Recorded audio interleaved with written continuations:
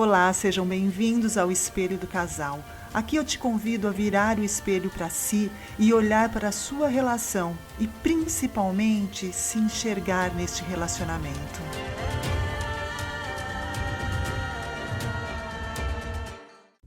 Olá, sejam bem-vindos a mais um episódio.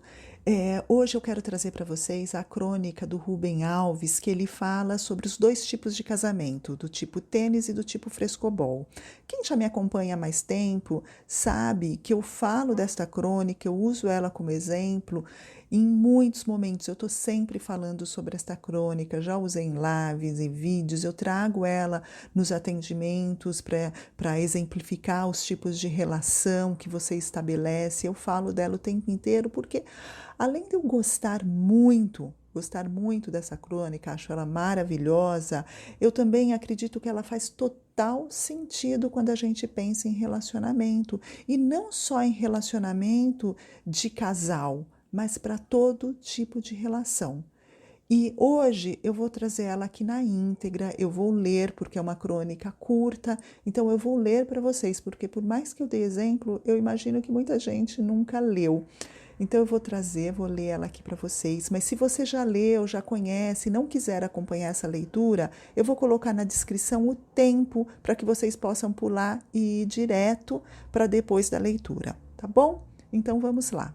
Depois de muito tempo meditar sobre o assunto, concluir que os casamentos são de dois tipos: aos casamentos do tipo tênis e aos casamentos do tipo frescobol. Os casamentos do tipo tênis são uma fonte de raiva e ressentimentos e terminam sempre mal.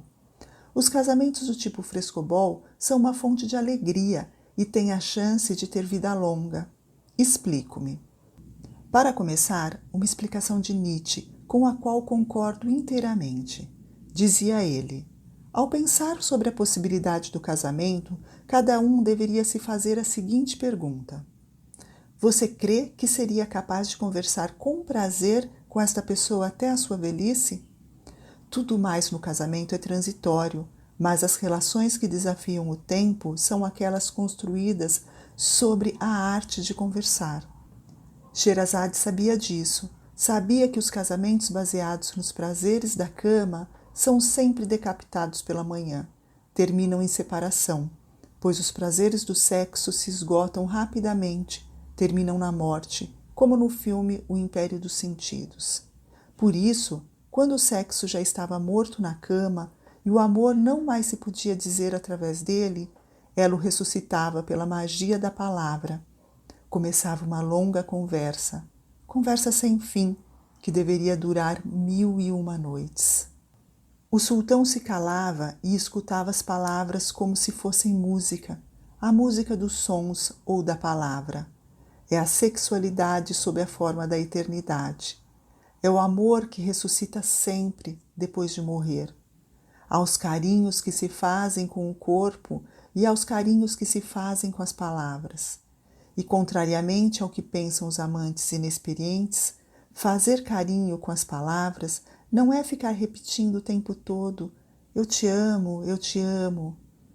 Barthes advertia: passada a primeira confissão, eu te amo não quer dizer mais nada. É na conversa que o nosso verdadeiro corpo se mostra, não em sua nudez anatômica, mas em sua nudez poética. Recordo a sabedoria de Adélia Prado: erótica é a alma. O tênis é um jogo feroz. O seu objetivo é derrotar o adversário. E a sua derrota se revela no seu erro. O outro foi incapaz de devolver a bola. Joga-se tênis para fazer o outro errar. O bom jogador é aquele que tem a exata noção do ponto fraco do seu adversário. E é justamente para aí que ele vai dirigir a sua cortada. Palavra muito sugestiva que indica o seu objetivo sádico, que é de cortar, interromper, derrotar.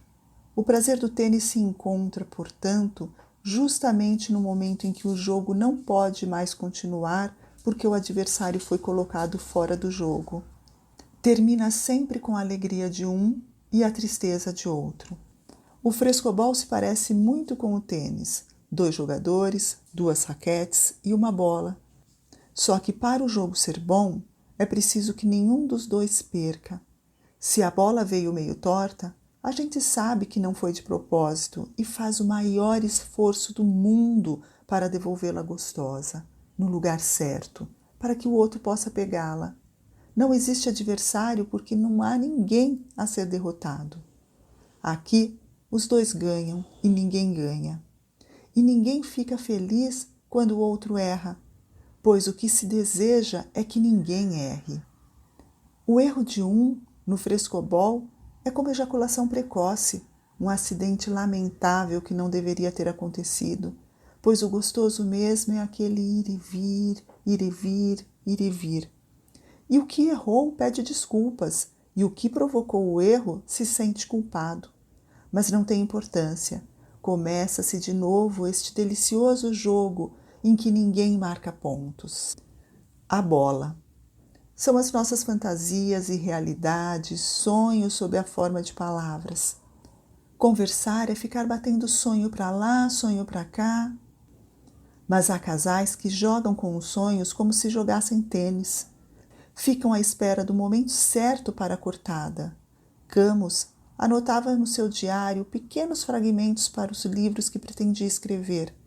Um deles, que se encontra nos primeiros cadernos, é sobre este jogo de tênis. Cena: o marido, a mulher, a galeria. O primeiro tem valor e gosta de brilhar. A segunda guarda silêncio, mas, com pequenas frases secas, destrói todos os propósitos do caro esposo. Desta forma, marca constantemente a sua superioridade. O outro domina-se, mas sofre uma humilhação e é assim que nasce o ódio. Exemplo, com um sorriso. Ai, não se faça mais de estúpido do que é, meu amigo. A galeria torce e sorri pouco à vontade. Ele cora, aproxima-se dela, beija-lhe a mão suspirando. Tens razão, minha querida. A situação está salva e o ódio vai aumentando. Tênis é assim. Recebe-se o sonho do outro para destruí-lo, arrebentá-lo como bolha de sabão. O que se busca é ter razão e o que se ganha é o distanciamento. Aqui, quem ganha sempre perde. Já no frescobol é diferente. O sonho do outro é um brinquedo que deve ser preservado, pois se sabe que, se é sonho, é coisa delicada, do coração. O bom ouvinte é aquele que, ao falar, abre espaços para que as bolhas de sabão do outro voem livre. Bola vai, bola vem, cresce o amor. Ninguém ganha para que os dois ganhem. E se deseja, então, que o outro viva sempre, eternamente, para que o jogo nunca tenha fim. E assim termina essa crônica. Este texto é incrível. Eu simplesmente amo esta crônica. Ele fala o tempo todo, gente, sobre a importância da comunicação para um bom relacionamento.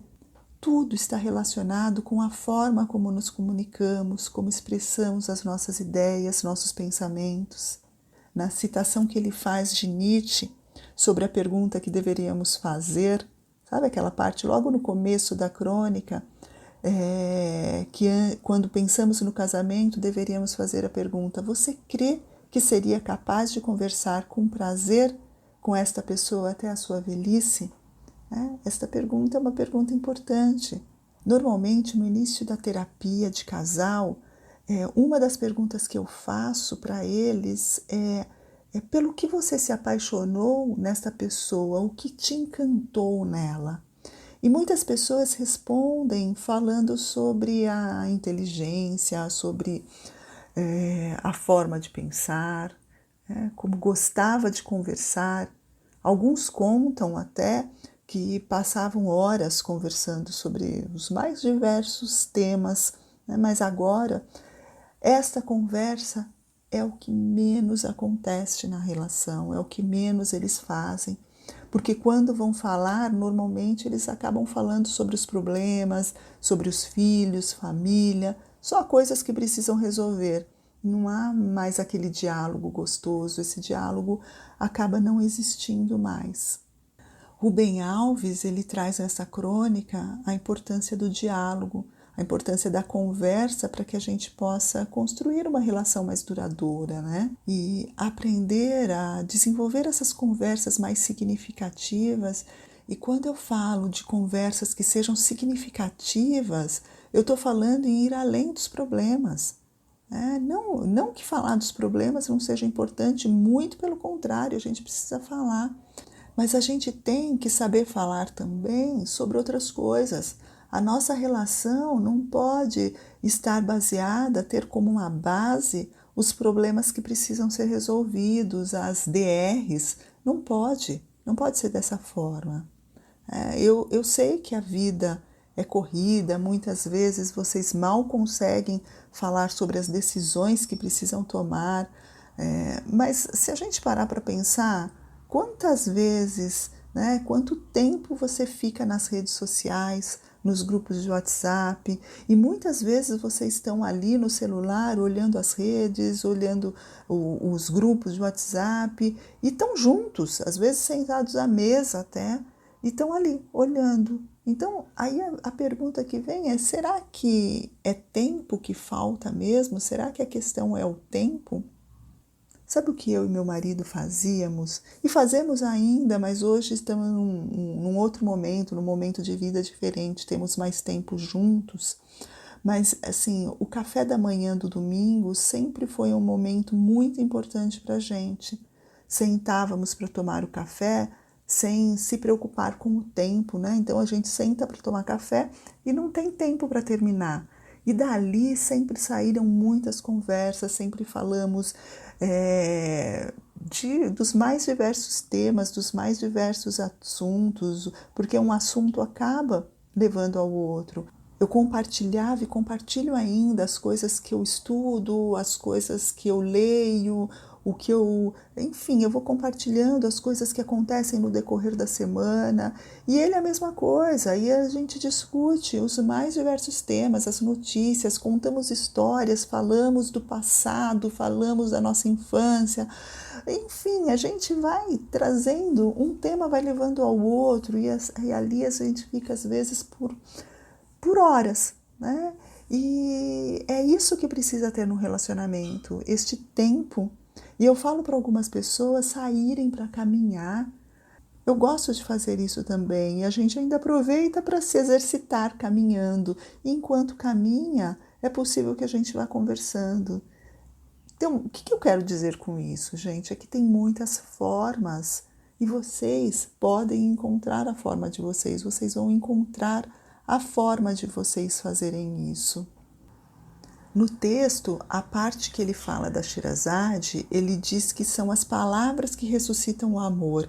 Os prazeres do sexo se esgotam, ele morre pela manhã, mas o amor é ressuscitado pelos carinhos que vêm através do som das palavras. Isso é lindo e é verdadeiro. Isso não é utopia. É importante que vocês saibam, não é utópico. Isso é possível. Só que tem muitos casais que eu sei que não conseguem ressuscitar o amor com as palavras, porque elas vêm de forma cortada, né? Elas vêm com cortes, ela vem de uma forma agressiva. São aqueles que vivem uma relação do tipo tênis que ele fala. São os casais que vivem aquele cabo de guerra. Estão sempre se atacando, palavras duras ou sarcásticas. Com certeza vivem uma relação totalmente imatura. Se hoje você identifica a sua relação como uma relação do tipo tênis, eu quero que você saiba que é possível mudar. É possível mudar, porque essa relação não deve ter sido sempre assim. Em algum momento vocês se perderam e foram para essa direção. E agora vocês precisam mudar isso. E eu pergunto, para que vocês estão competindo? Eu pergunto para quê, porque imagino que esta competição aconteça em relação a tudo. Existe uma necessidade de derrotar o outro e para que isso? Para que isso? O que você ganha quando sai vitorioso, vitoriosa desta situação? O que você ganha? Quem você se torna ao ganhar da pessoa que escolheu para viver ao seu lado? O que você ganha? O que você ganha? São perguntas importantes a serem respondidas. Eu entendo que quando um perde, os dois estão perdendo. Eu quero alguém do meu lado para somar, para darmos as mãos e caminharmos juntos nessa jornada chamada vida. Tem momentos que a gente pisa na bola, sim. Isso acontece, a gente se irrita, a gente responde de forma mais grosseira, damos aquela cortada porque a gente acorda num dia ruim, enfim, isso acontece, somos humanos. Mas eu tenho que ter a humildade, a capacidade de reconhecer isso e não ficar feliz porque eu ganhei aquela jogada. Que coisa mais infantil, né? Que coisa mais infantil isso. Por isso que eu digo que é uma imaturidade. É uma imaturidade nessa relação. Então, se você quer construir um casamento, um relacionamento do tipo frescobol, comece a perceber o seu comportamento na relação. A partir dessa percepção, verifique o que você pode fazer para melhorar. Aprenda a falar, mas também aprenda a ouvir. Não leve tudo para o coração, gente. Aprenda a ouvir o que o outro está dizendo. Escute como a outra pessoa se sente, acolha. Entenda que nem tudo é com você. E, por fim, aprenda a assumir as suas falhas na relação. Se você entender que esta relação vale muito mais do que o seu orgulho, isso não vai ser tão difícil, não vai. Vamos levar o som das palavras, das frases que reacendem, que ressuscitam o amor, vamos levá-las para as nossas relações, para todas as nossas relações, seja amorosa, familiar, profissional, para todos os relacionamentos. Se construirmos relações do tipo frescobol, com certeza estaremos construindo relacionamentos mais saudáveis. E se for preciso, gente, escute este podcast quantas vezes forem necessárias. Quantas vezes forem necessárias. Compartilhe com a pessoa com quem você está se relacionando, ou melhor, ouçam juntos. Assim que vocês vão conseguir transformar essa relação e deixá-la muito mais saudável, cada vez mais saudável. E é isso, gente. Eu vou ficar por aqui hoje. Os convido a seguir Espelho do Casal, classificar com estrelinhas para me ajudar a continuar construindo esses conteúdos. Deixem seu feedback aí sobre este tema. Podem me enviar dúvidas, sugestões lá no meu Instagram, @odaispsi. Me acompanhe lá também. E se entender que precisa de ajuda profissional, que como eu já falei em outros momentos, às vezes isso é importante, às vezes isso é necessário. Lá tem as informações de agendamento. E um grande beijo e até o próximo.